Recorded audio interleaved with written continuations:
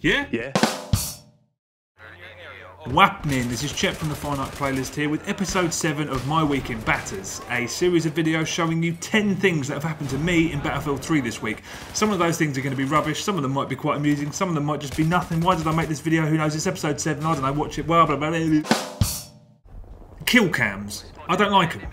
Always showing you some guy who just kills you running around all alive and shit, or some guy who's still looking really aggressive, still shooting his gun. All I want is a kill cam of someone laid back, chilled, not aggressive, you know, something nice. That's all I ask. If I'm going to get killed, I want someone to be respectful while they're doing it.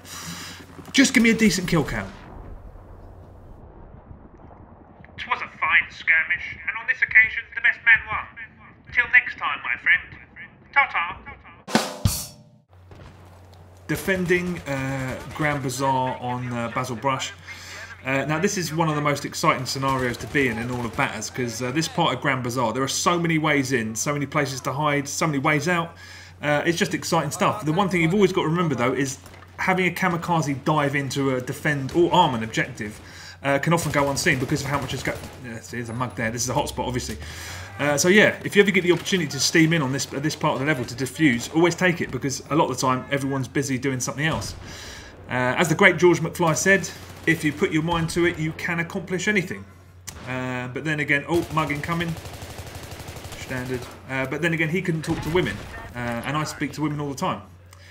£2.95 per minute. Now, as you can see, there's so many guys down there, but they're all looking in different directions. And if I'm smart about it and get a double kill with a grenade, panache, I can get a defuse on. Someone just saved my bacon. They were shooting me in the back.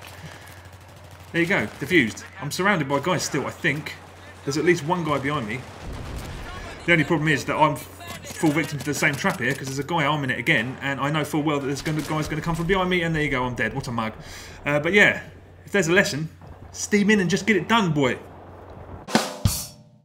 Owlballs Mountains on Conquest, pissing around in a jet for a bit. Now, I've played a lot of Batters, and I've flown the jets enough.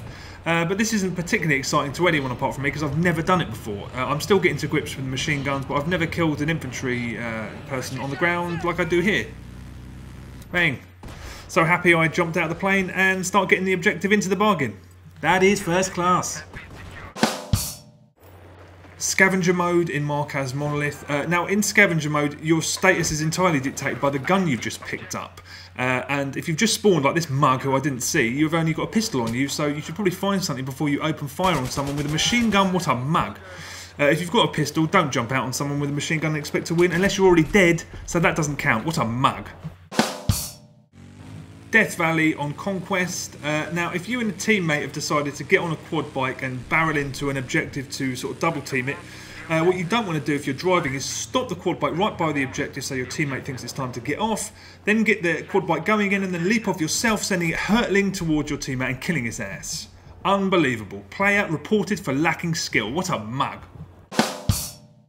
Grand Bazaar on Basil. Now, is there a greater sight to see than an engineer in the distance laying mines? Especially when you blow them all up and take him with it. What a mug. That is first class.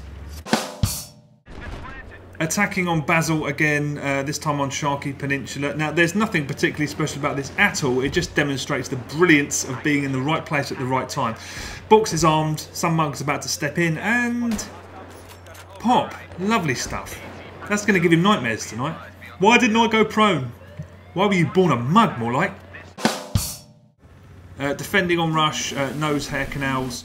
Now, we've managed to nick their Venom, so even if there wasn't only 3 of them playing, we'd almost certainly win this one anyway. If you're in a Venom, though, and you get set upon by a little bird, it can take you out in one swoop. But we've got an engineer working on us, and I'm a demon with this pea shooter, so...